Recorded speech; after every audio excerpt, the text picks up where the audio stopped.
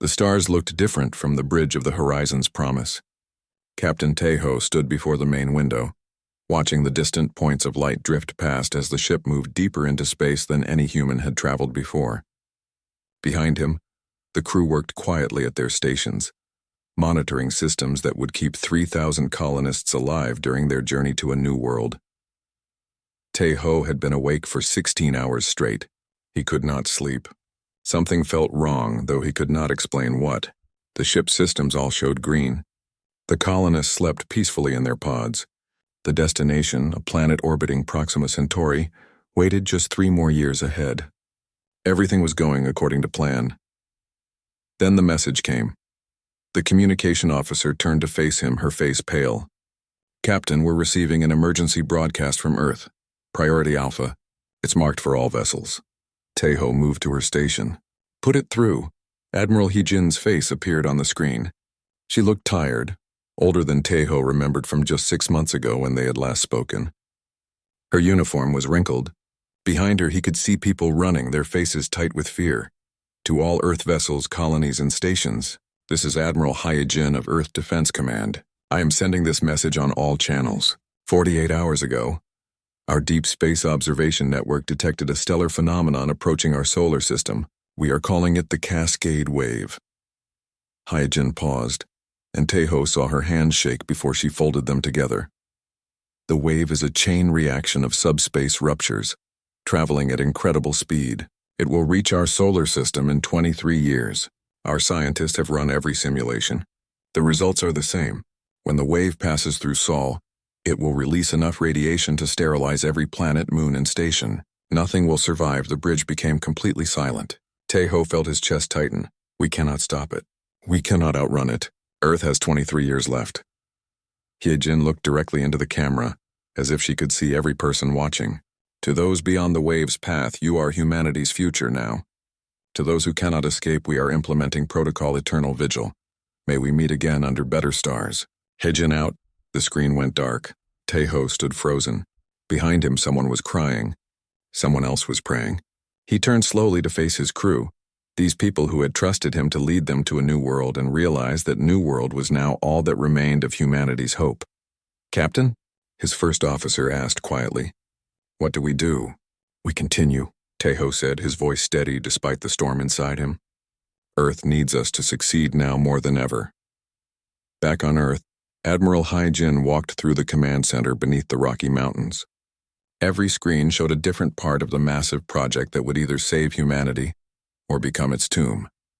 She had not slept in 3 days. She would not sleep for many more. "Admiral, the construction teams report the last of the generation ships are being sealed," an officer reported. "Europa base confirms all dreadnoughts are in position. The Kuiper Belt facilities have gone dark as planned." Heejin nodded. Protocol Eternal Vigil had been a theoretical plan, created by paranoid military minds who imagined the worst possible scenarios. Now it was humanity's only chance. Over the past 20 years, as scientists tracked the approaching wave, Earth had built in secret.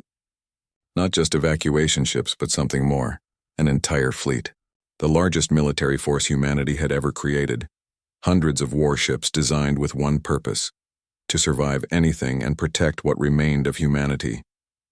They were hidden throughout the solar system, buried inside asteroids, disguised as mining stations, concealed in the turbulent atmospheres of gas giants. Each ship carried thousands of people in cryogenic suspension, along with DNA banks, cultural archives, and AI systems programmed to maintain everything for millennia if necessary. But the crown jewel of the project orbited beneath Europa's ice, the Eternal Sentinel, a dreadnought 5 kilometers long designed to serve as command center for the entire fleet.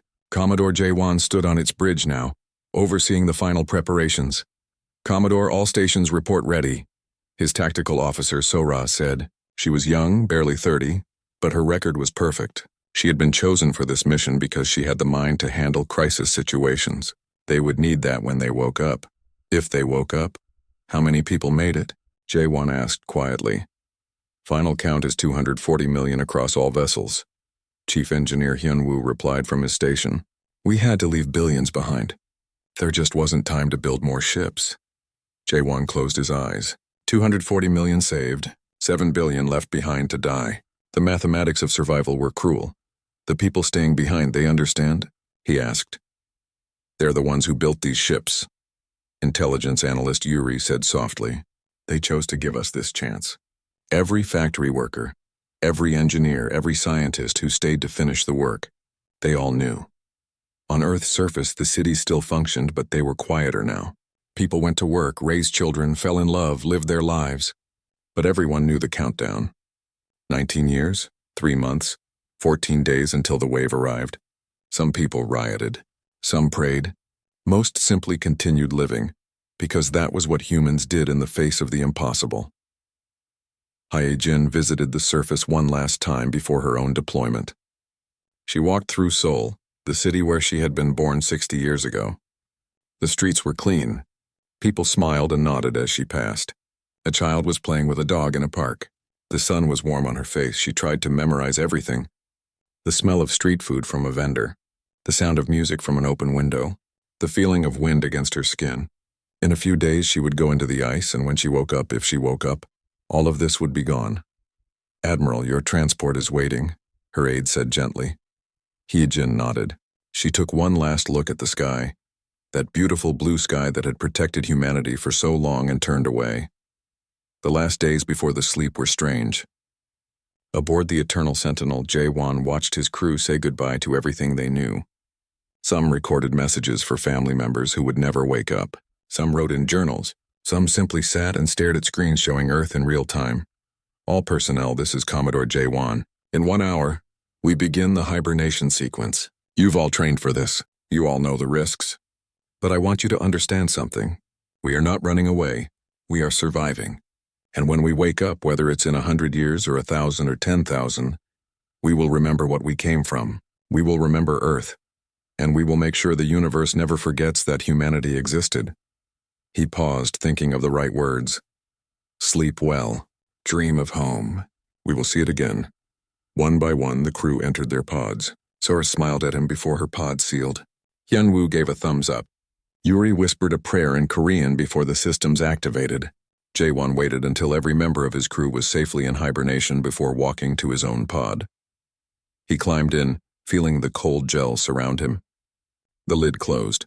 Through the transparent cover, he could see the bridge one last time, empty and quiet. The ship's AI spoke in a calm voice. Hibernation sequence initiated. Sleep well, Commodore. Estimated wake time 20,000 years. Jae-won closed his eyes. His last thought was of Earth, that beautiful blue world, and a hope that somehow, impossibly, they would survive. Across the solar system, the great fleet went silent. Lights dimmed. Power systems dropped to minimum. The ships became tombs or cocoons, depending on whether one believed in miracles. Above them, the stars continued their eternal dance, uncaring and cold. The Cascade Wave came 19 years later, exactly as predicted. It washed over the solar system like a tide of invisible fire. Earth's atmosphere boiled away in minutes. The oceans evaporated. Mountains melted. Every living thing died in an instant. Mars cracked open. Venus, already hellish, became worse. The wave passed through, destroying everything in its path, and moved on into the infinite dark. But deep in the ice, beneath layers of stone and metal and shielding, the fleet endured. The wave's radiation could not reach them. The sleeping humans dreamed on, unaware that their world had died. Time passed. Years became centuries. Centuries became millennia. The solar system cooled. Slowly, very slowly, Earth began to heal itself. Seas formed again from comet impacts. An atmosphere rebuilt from volcanic gas. Life would not return naturally, but the planet survived. And beneath the stars, humanity slept, waiting for a galaxy that would forget they ever existed. 20,000 years passed in the blink of a cosmic eye.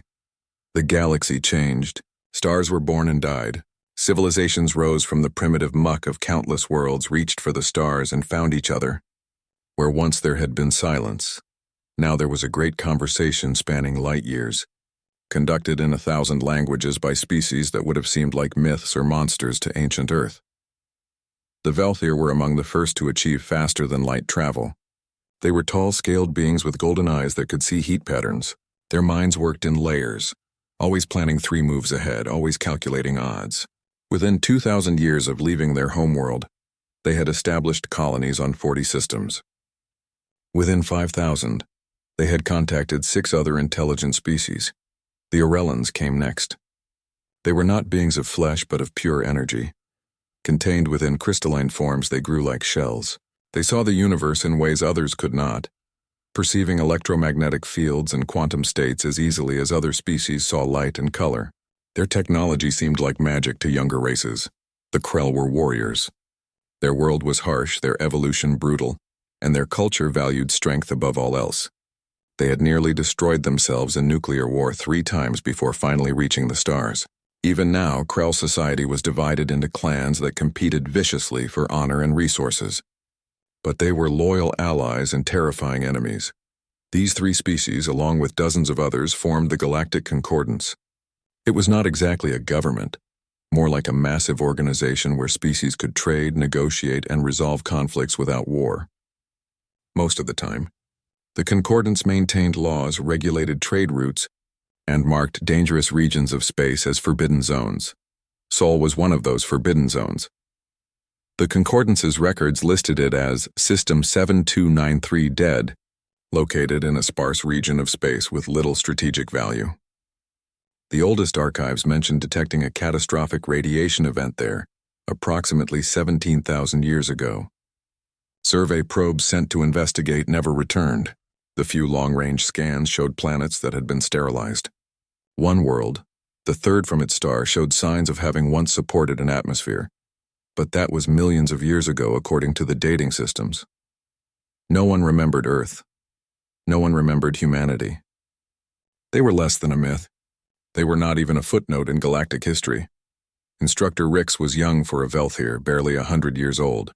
She worked at the Concordant Science Institute, analyzing old star charts and trying to understand ancient cosmic events. It was boring work. Most of her colleagues studied active phenomena, traveling to nebulas and black holes. But Rix had always been fascinated by mysteries, and System 7293 dead was definitely a mystery. "You are wasting your time again," her supervisor hissed, his heat signature showing annoyance. "That system has been dead for longer than most species have existed. There is nothing there to discover." "But why did the probes never return?" Rix asked, her claws tapping against her data tablet. "Even if there was danger, they should have sent final transmissions. Instead, they just vanished. Space is full of hazards. Random gravitational anomalies, radiation storms, equipment failure. The simplest answer is usually correct." "Then you would not mind if I sent one more probe? Just to confirm the simplest answer?" Her supervisor's scales flattened with irritation, but he waved a claw in dismissal. "Fine, one probe. But when it returns empty data, you will move on to actual research, yes?" Rix's eyes brightened. "Yes, instructor. Thank you." She launched the probe 3 days later. It was a simple automated scout, equipped with basic sensors and a powerful transmission array. She programmed it to take a wide scan of the entire system, then return. The journey would take 6 months. Rix tried to focus on other work, but her mind kept returning to System 7293 dead. She accessed every old record she could find. Most were useless, but buried in an archive that had not been opened in 8,000 years. She found something interesting, a fragment of a transmission, captured by a Concordance exploration vessel, shortly after the Cascade wave had passed. The transmission was badly damaged, mostly static, but certain words had been reconstructed by the computer. "We will return," and something that might have been a species name. Though the translation software could not identify the language, Rix felt her hearts beat faster. What if something had survived? What if there was still technology in that system, waiting to be discovered? It would be the greatest archaeological find in Concordance history. The 6 months crawled by. Rix checked the probe's trajectory every day, counting down the hours until it reached the system. Her colleagues made jokes about her obsession. The Orellan researchers found her fixation illogical. But Rix could not help herself. Something was there. She knew it. Finally, the probe reached the edge of System 7293 dead. Rix was in her quarters when the first data began arriving. She immediately pulled it up on her screens, her claws trembling slightly with excitement. The probe had entered the system successfully. It was scanning the outer planets now. Gas giants, their moons, rings of ice and rock. All dead, all silent. But then the probe moved deeper, past the orbital path of the 6th planet, and its sensors registered something. Energy signatures, faint but definitely artificial. They were coming from multiple locations, the asteroid belt, several moons, and especially strong readings from the fourth planet's largest satellite. Rix's breath caught. She sent an immediate command to the probe. Focus all sensors on those signatures and transmit detailed scans. The probe obeyed. It moved toward the fourth planet. A small red world that scans showed was mostly iron and dust. But its moon, the larger of two, showed something impossible. Beneath kilometers of ice, there were structures. Massive structures made of metal and composite materials that did not match any known natural formation. Someone had built something there. And more impossibly, it was still active. Rix was about to send another command when her screen suddenly filled with warning alerts. The probe had detected multiple radar locks. Something was scanning it, something with very sophisticated sensors. No, no, no, Rix whispered, her claws flying across the controls. Passive mode only. Do not engage. Retreat to the transmission cut off. Rix stared at her dark screens in shock. The probe was gone. Not damaged, not malfunctioning. Simply gone, as if something had reached out and switched it off. She sat in silence for a long moment, her mind racing through possibilities. Then she began copying all the data the probe had transmitted. Every scan, every reading, every image. She saved it to a secure drive and clutched it close. Her supervisor would tell her to forget about it. The Concordance bureaucracy would dismiss it as equipment failure. But Rix knew what she had seen. There was something alive in System 7293 dead. Something that had been waiting in silence for thousands of years. Something that did not want to be found. Across the galaxy, the Concordance continued its daily business. Trade ships moved between systems. Diplomats negotiated treaties. Krell clan warriors fought ritual battles for honor. Orellan philosophers debated the nature of consciousness. Life went on, complex and chaotic and loud. None of them knew that deep in a forgotten corner of space, ancient systems were waking up. Beneath Europa's ice, in the heart of the Eternal Sentinel, computers that had been dormant for 20 millennia began running activation sequences. The probe's intrusion had been detected. It had been eliminated. But it had come from somewhere, which meant the galaxy was no longer empty. Deep in the ship's medical bay, cryogenic pods began their thawing cycles. Chemicals flooded through frozen bodies, carefully warming them, restarting hearts that had not beaten in 200 centuries. Most pods stayed dark, their occupants lost to time's cruel mathematics. But some, a precious few, showed green lights. In Pod 001, Commodore J1's eyes opened. He tried to scream, but his throat would not work. His lungs felt like ice. Every nerve in his body was on fire. Medical systems pumped drugs into his bloodstream, easing the pain, restoring function. Slowly, agonizingly, his body remembered how to live. A synthetic voice spoke, calm and emotionless. Welcome back, Commodore. Current date, 20,412 years since hibernation began. You have slept for a very long time. J1's vision cleared. He was staring at a white ceiling. Diagnostic displays showed his vital signs returning to normal. His hands shook as he lifted them, looking at skin that was somehow still his own despite the impossible gulf of time. Status, he managed to whisper. Report. Crew revival in progress. 41% of pods report viable life signs. Fleet systems operational at 67% capacity. Earth status recovering. Radiation levels acceptable. Atmospheric restoration in progress. Estimated completion in 3,000 years. Alert. Unauthorized probe detected and neutralized. Possible contact with unknown civilization. J1 closed his eyes and tried to process this. 20,000 years. Earth was a dead world, slowly healing. Most of his crew was gone, lost to the long sleep. But some had survived. And there were others out there in the galaxy now. Others who did not know humanity had ever existed. He had decisions to make. But first he needed to know who else was alive. Wake the senior staff, he ordered. And someone tell me what that probe was doing in our system. Throughout the Eternal Sentinel, more pods opened. Zora woke gasping, her tactical mind immediately assessing threats. Hyunwoo woke crying, mourning everyone he had lost. Yuri woke silent, her analyst brain already working through what 20,000 years meant for everything they had known. One by one, humanity's last defenders returned to consciousness in a galaxy that had forgotten they ever existed. And in that same galaxy, Rix sat in her quarters, staring at the data from her probe. knowing she had discovered something that would change everything.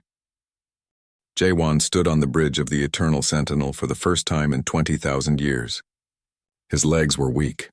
His body still ached from the revival process. But he forced himself to stand straight, to look strong for the crew members who were watching him with frightened eyes. The bridge looked exactly as he remembered it.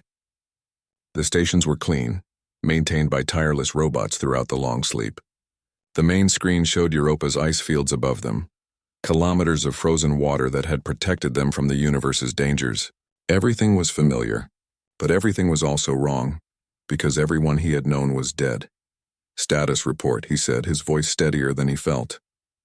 Sora turned from her tactical station. Her face was pale, and her hands shook slightly as she worked her controls, but her voice was professional. Fleet network is coming online. "I have contact with 67 vessels so far. More are waking up. Initial reports show major crew losses across all ships. Average survival rate is 42%. 42% of 240 million. Jaewon did the math quickly.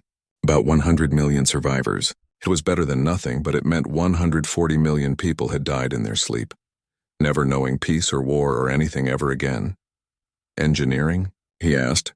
Hyunwoo looked up from his displays. "Ship systems are surprisingly good, considering the time elapsed. Main power at 70%. Weapon systems functional. Life support stable. We can move when you give the order. But Commodore, our fuel reserves are lower than projected. We'll need to mine and process more before any long-range operations." "We have time," Jaewon said. "What about Earth?" Yuri, the intelligence analyst, brought up images on the main screen. Jaewon's breath caught in his chest. There was Earth, the planet he had been born on, the world he had promised to protect. But it looked nothing like he remembered. The oceans were there, dark blue and deep, but smaller than before. The continents were wrong, reshaped by the waves' incredible violence. The atmosphere was thin, mostly nitrogen and carbon dioxide. There was no green anywhere, no clouds, no signs of life at all. It looked like Mars had looked in the old images, a dead world under a black sky. The cascade wave sterilized everything, Yuri said quietly, but the planet survived. Volcanic activity has been constant since then, rebuilding the atmosphere. Water returned from comet impacts. According to the long-range sensors, Earth will be habitable again in approximately 3,000 years. We'll need to help it along if we want to live there sooner. 3,000 more years. Jaewon felt the weight of time pressing down on him. They had slept for 20,000 years. What was 3,000 more? But he was tired of sleeping. They all were. "What about the probe?" he asked. "The one that triggered our awakening?" Yuri's expression became guarded. "That's the interesting part. It was definitely artificial, definitely sophisticated. The technology is nothing like ours, but the scanning methods suggest a civilization with faster-than-light capability and advanced sensor arrays. We eliminated it before it could transmit our location, but if they sent one probe, they might send more." Sora finished. "And they'll wonder why it disappeared." Jaewon nodded slowly. "So we're not alone anymore. The galaxy has new neighbors. Did we intercept any of its transmissions? Can we learn their language?" "Already working on it," Yuri said.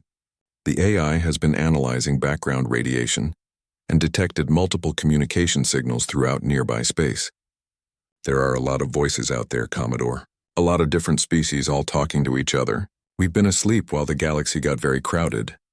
Jaewon walked to the main window and stared out at the stars. Somewhere out there were aliens. Real aliens, not the theoretical ones humanity had always imagined but never found. And they had no idea humans existed. "Options?" he asked his staff.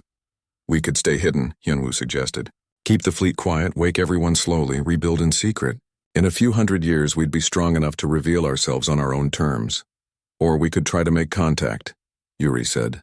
"Reach out peacefully, explain who we are, ask for help in rebuilding. Maybe they'd be friendly. Or they'd see us as a threat," Sora countered. "An unknown military fleet suddenly appearing in a dead system? That would make anyone nervous. They might attack first and ask questions later." Jaewon considered each option carefully. They were all valid, all dangerous in different ways. But he kept thinking about that probe, about how quickly they had destroyed it, about how their first action upon waking had been violence. "We need more information," he decided. "Yuri, focus on decoding those transmissions. I want to know who these species are, how they organize, what they want. Sora, get all fleet vessels combat ready, but keep them hidden. Hyunwoo, start mining operations. We need fuel and resources. And someone wake Admiral Hyejin. If she survived, I need her experience. The crew moved to obey. Jaewon remained at the window watching Europa's ice fields. They had survived the impossible. They had slept while the universe changed around them. And now they were awake in a galaxy that had no memory of Earth, no knowledge of humanity, no reason to care whether they lived or died. It was terrifying, but it was also somehow freeing. Days passed. More ships reported in. More crew members woke, grieving for those who had not survived the long sleep.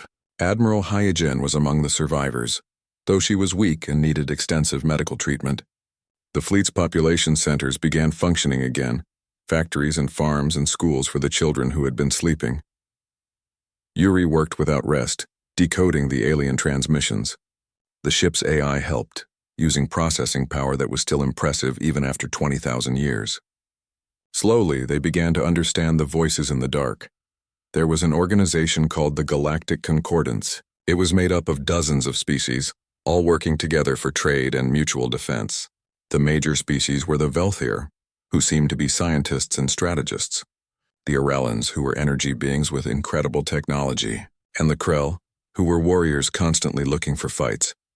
They're not that different from us, Yuri told Jaewon during a briefing. They have the same problems we had. Politics, economics, conflicts over resources. They just have it spread across multiple species instead of multiple nations. Do they know about Earth? Jaewon asked. They call our system a dead zone, forbidden territory. They think nothing survived the Cascade Wave. We're not even a footnote in their history databases. As far as the galaxy is concerned, humanity never existed. Jaewon felt a strange mixture of relief and sadness at that news. Relief because it meant they might remain hidden longer. Sadness because 20,000 years of human achievement, all their art and science and struggle, had been completely erased from the universe's memory. Keep monitoring, he ordered. I want to know everything about them before we make any decisions. But the decision was made for them 3 weeks later.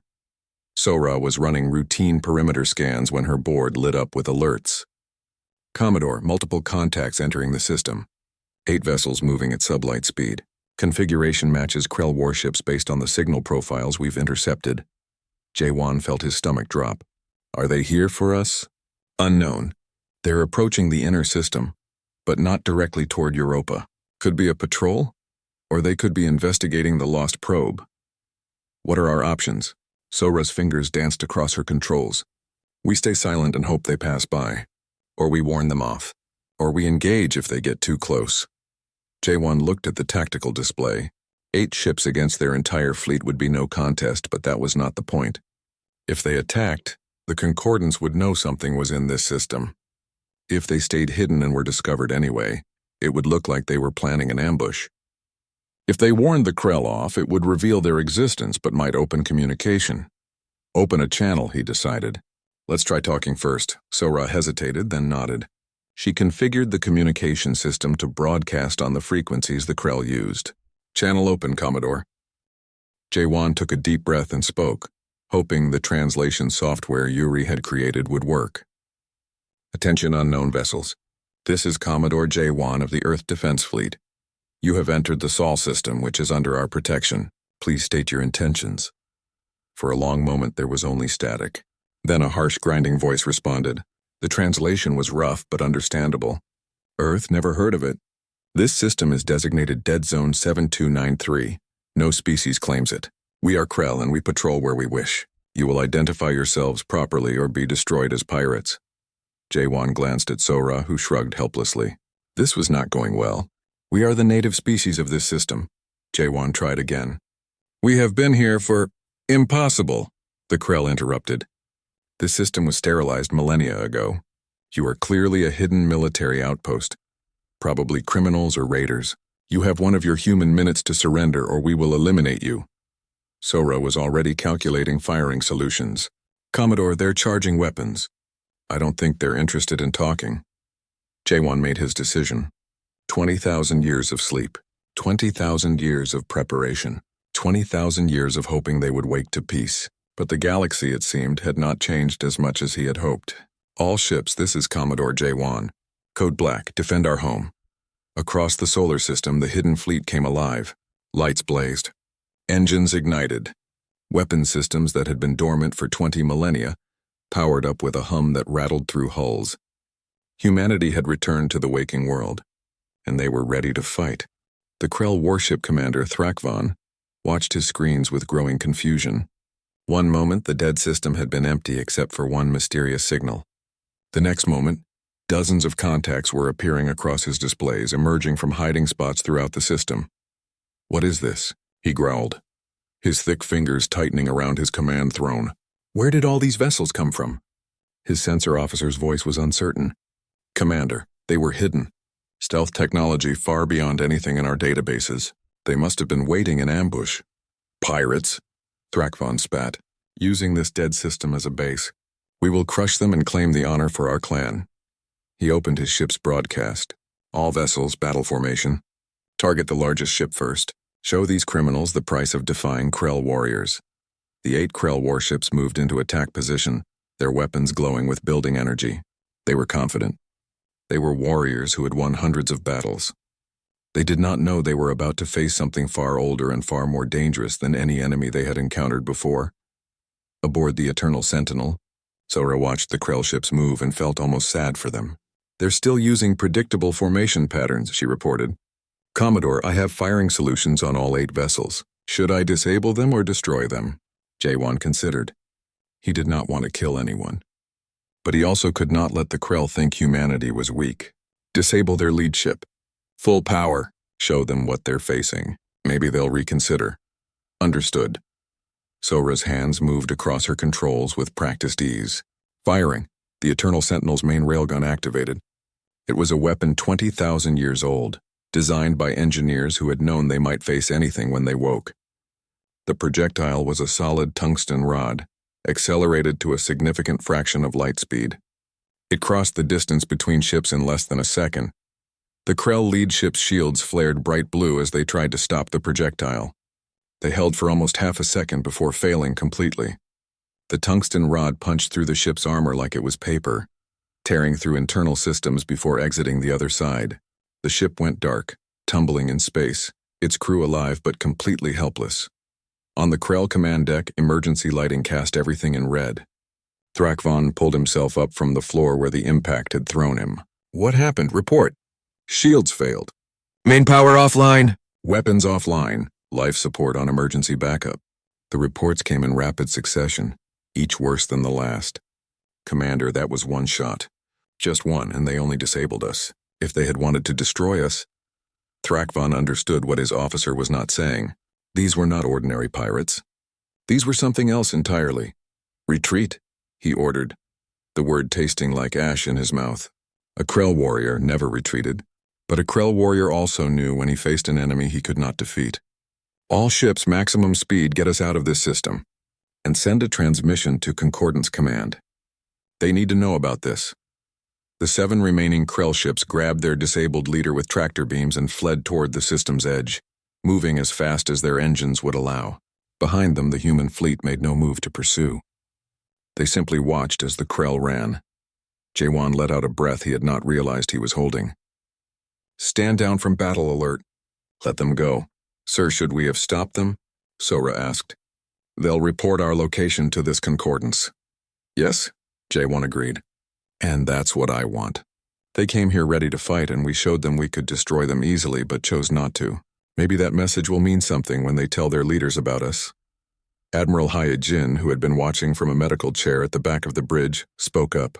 Her voice was weak but steady, a show of strength tempered with mercy.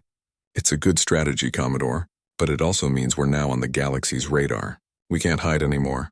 "I know," J1 said, "which means it's time to make a choice. We reveal ourselves or we disappear back into hiding and wait for them to forget us again." "We've been hiding for 20,000 years, Hyajin said. "I'm tired of hiding. Let's show them who we are." J1 nodded slowly. "Then we need to prepare. Sora, bring the entire fleet to full readiness. Hyunwoo, I want every ship operational and supplied. Yuri, compose a message in all the major concordance languages. Tell them who we are, where we came from, and that the Sol system belongs to humanity. What if they don't accept that?" Yuri asked quietly. Then we make them accept it, Jaewon said. His voice was not cruel, but it was absolutely certain. We survived the Cascade Wave. We survived 20,000 years of sleep. We will survive whatever comes next. The news of the incident reached the Galactic Concordance within days. The Krell report was initially dismissed as exaggeration. Warriors always made their defeats sound more dramatic to preserve honor.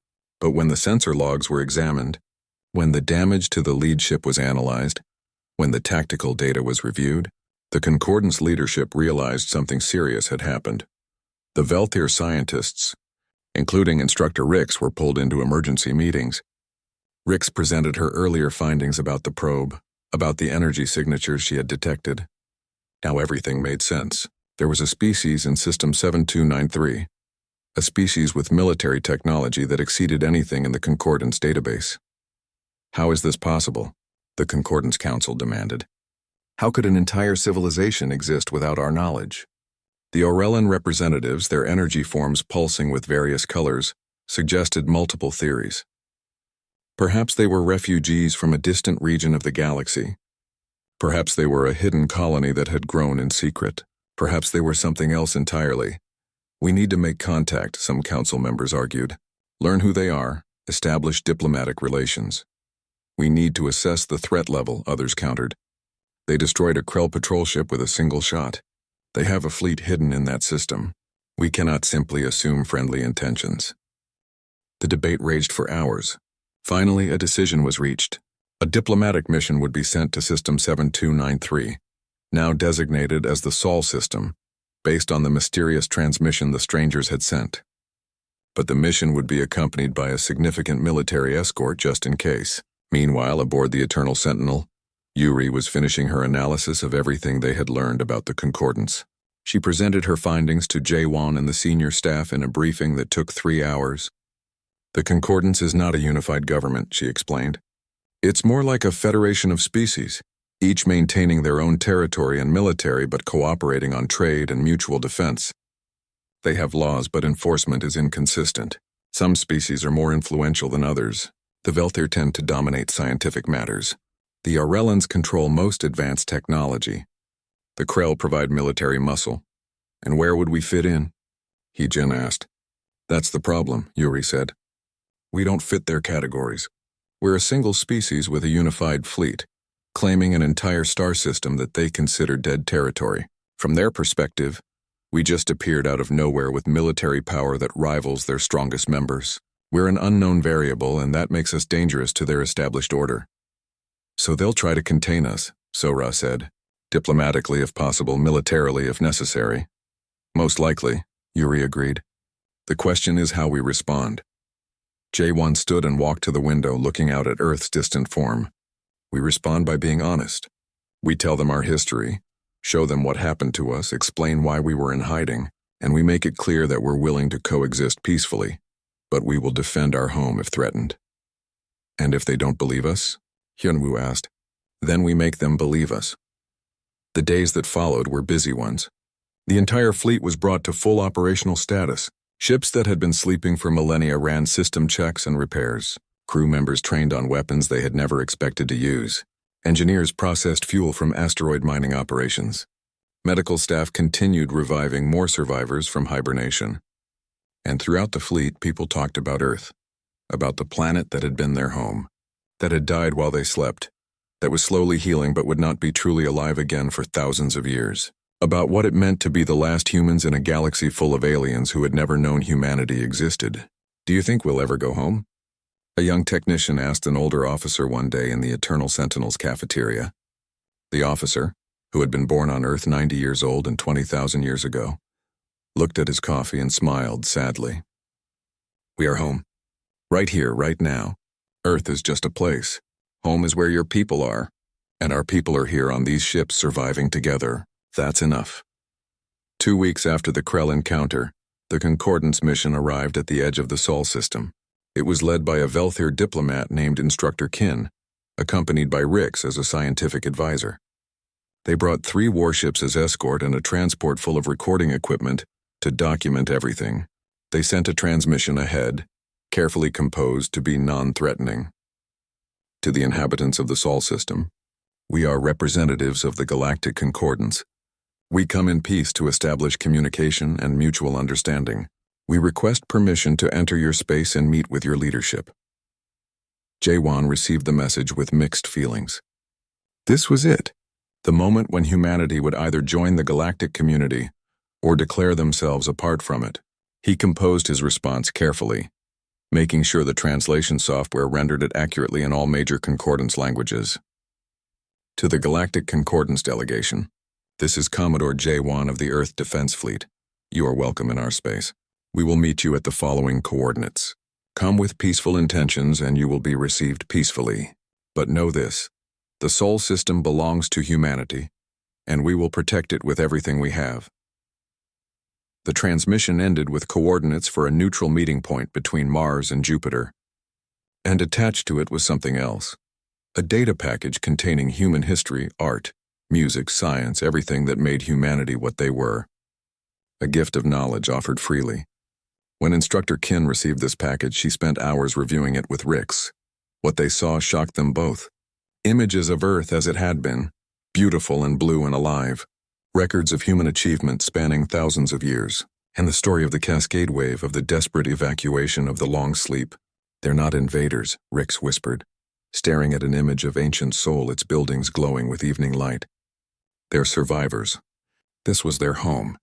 They were here first before any of us reached the stars. The galaxy didn't forget about Earth. The galaxy never knew about it at all. Kin's heat signature showed deep thought. Then we are not negotiating with newcomers. We are negotiating with elders, with a species that has earned their place through suffering. The Council must know this. Will it matter? Rix asked. It should, Kin said. But with the Concordance, nothing is ever simple. The meeting took place on a neutral platform constructed quickly by both sides between Mars and Jupiter. It was a simple structure, just a pressurized dome with seating and communication equipment, but it represented something that had never happened before in this galaxy. First contact between humanity and the species that had evolved while they slept. Ambassador Mi-sun represented humanity. She had been a diplomat before the long sleep, skilled at negotiation and reading people. Now she had to read aliens. She stood in the airlock, checking her suit one final time before the door opened. Behind her, 2 security officers stood ready, their weapons holstered but visible. Remember, Jaewon said through her earpiece, you're not asking for permission. You're informing them of facts. Earth is ours, always has been. Don't let them frame it any other way. Understood, Commodore, Mi-sun replied. She took a deep breath and stepped through the airlock. The interior of the dome was divided in 2. On one side, the human delegation. On the other, the Concordance representatives. Mi-sun got her first real look at aliens, not images on a screen, but living beings standing just meters away. Instructor Kin was tall and reptilian, her scales shifting colors slightly as she moved. Rick stood beside her, younger and smaller but with the same intelligent golden eyes. And there were others. An Orellan whose crystalline body pulsed with soft light, a Krell warrior whose muscles seemed ready to explode through his armor, and several species Mi-sun did not recognize. For a long moment, both sides simply stared at each other. Then Mi-sun stepped forward and offered her hand in the ancient human gesture of peace. I am Ambassador Mi-sun of Earth. Thank you for meeting with us. Kin looked at the extended hand, confused. Rix whispered something to her, and Kin's heat signature showed understanding. She reached out carefully and clasped Mi-sun's hand, her clawed finger surprisingly gentle. I am Instructor Kin of the Velther people, representing the Galactic Concordance Council. We have reviewed the historical data you provided. If it is accurate, then you have experienced things we cannot fully comprehend. 20,000 years of sleep, an entire world destroyed. We are here to understand how this affects concordance space and law. Mi-sun withdrew her hand and gestured to the seats. Then let's talk. The negotiations began simply enough. Mi-sun explained humanity's history, their claim to the Sol system, their desire for peaceful relations but also for recognition of their sovereignty. Kin asked questions, trying to understand how a species could simply appear after so long. The Concordance has laws about territorial claims, Kin explained. Normally, a system belongs to whoever discovers it first and maintains a presence. But your case is unique.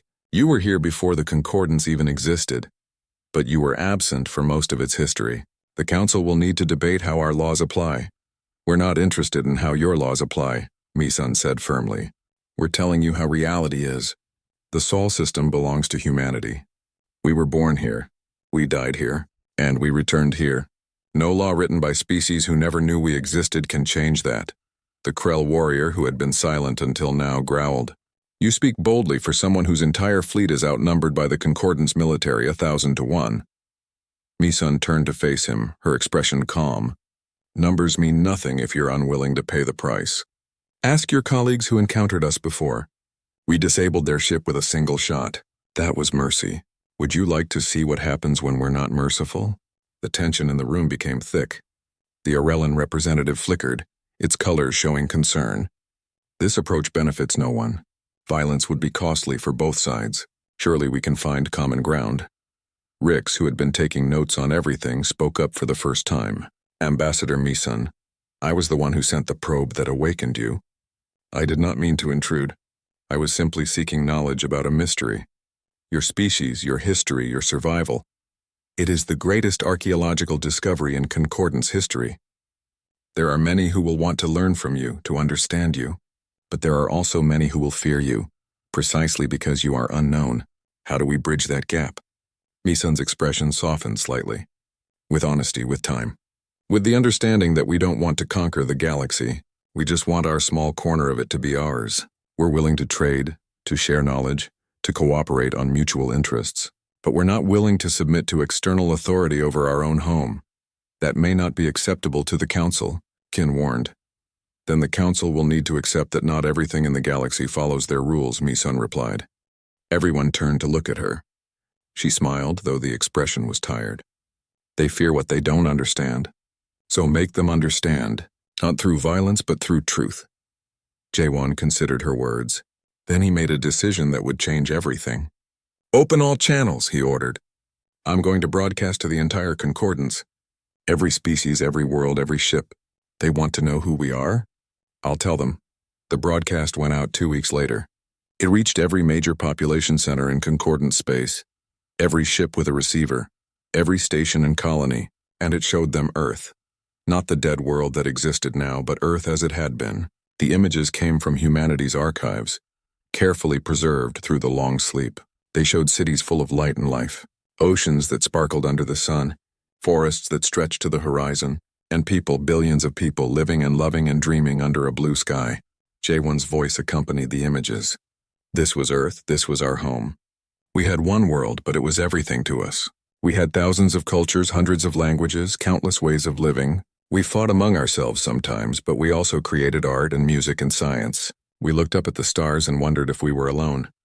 The images changed, showing the Cascade Wave approaching, showing the desperate construction of the evacuation fleet, showing the last days before the sleep.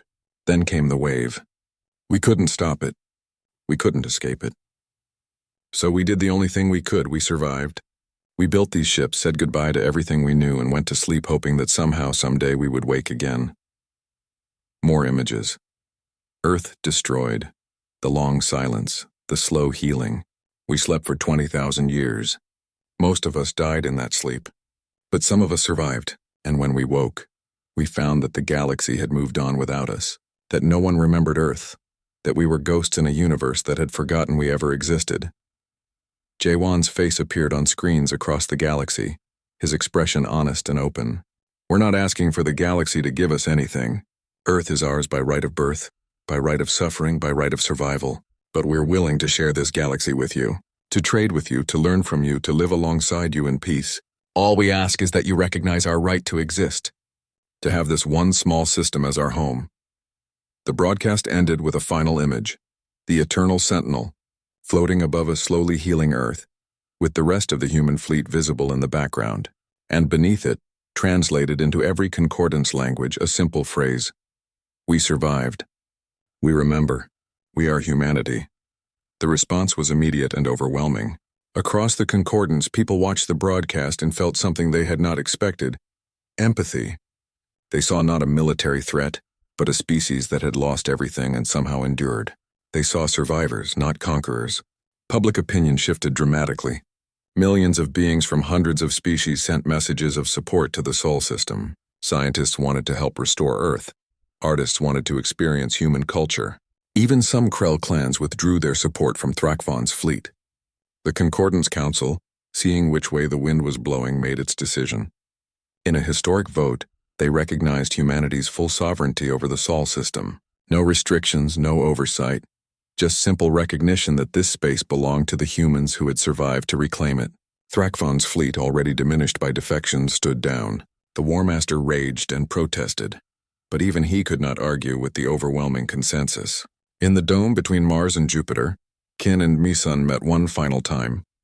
The Velthir diplomat's heat signature showed respect as she spoke. The Council has granted your request. The Sol system is yours, recognized by all Concordance law. You will have full representation in the Council if you choose to send delegates. Trade routes will be established. Exchange programs will begin. Welcome to the galactic community, humanity.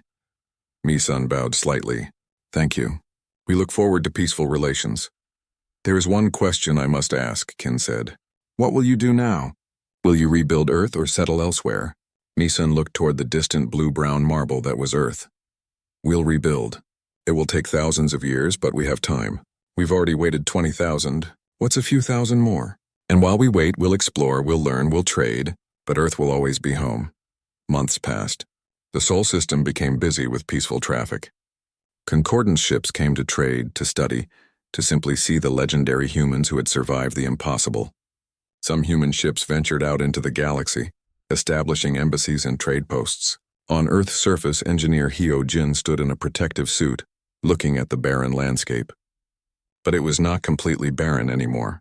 In the distance, she could see the first terraforming equipment, massive machines that would slowly, carefully, restore the atmosphere and soil. Behind her, a small dome housed the first Earth colony, just 50 people to start. She knelt and touched the ground with her gloved hand. This was the same ground her ancestors had walked on, the same ground that had been scorched to dust by the wave, the same ground that would someday bloom with life again. We're home, she whispered. We came back, just like we promised. Above, the Eternal Sentinel kept watch, its sensors monitoring the entire system. On the bridge, Jaewon looked at reports from across human space. They were still just 100 million people, tiny compared to the billions in the Concordance. But they were surviving. They were rebuilding. They were remembering. Sir, we're receiving another delegation request, Sora reported. The Velthir Science Institute wants to establish a research partnership. They're offering technology sharing in exchange for studying our hibernation systems. Tell them yes, Jaewon said, but make sure they understand we're partners, not subjects. Understood, sir. Jaewon looked out at the stars, those same stars that had watched humanity sleep for so long. The galaxy had forgotten about Earth, but Earth had not forgotten itself. And now finally humanity could look forward instead of just surviving. They had lost so much, but they had kept what mattered most. Themselves, their memories, their stubborn refusal to simply disappear into the dark. The galaxy had moved on without them. But now they were back, and they would make sure the universe never forgot humanity again.